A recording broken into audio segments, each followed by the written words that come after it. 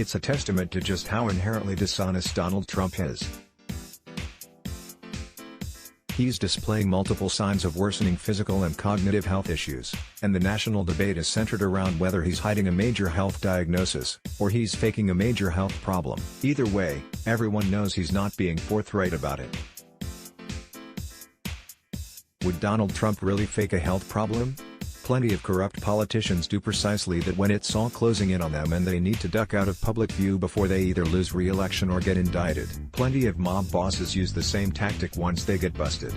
But while Trump is a consistent liar, he's a terrible actor. What we've seen on display yesterday, and in other recent public appearances, is probably too convincing for him to be faking it. So let's presume that the health symptoms he's displaying are real. There's a tendency to want to explain away each symptom on its own. For instance, perhaps he can't drink from a glass with his right arm because he simply injured his arm in a fall, and he's too stubborn to stop using it. Or perhaps he only struggled to walk down that ramp because he has lifts in his shoes. People like to gravitate toward the shoe lift theory, because he's narcissistic enough to wear lifts even if they're making him walk like an idiot. And we all kind of like the idea of being able to make fun of him for doing this to himself, because he deserves as much scorn as we can heap on him. But these individual explanations for Trump's individual symptoms tend to ignore the big picture. An arm injury would explain why he can't drink right, but wouldn't explain why he can't walk. Shoe lifts would explain why he can't walk, but wouldn't explain his arm.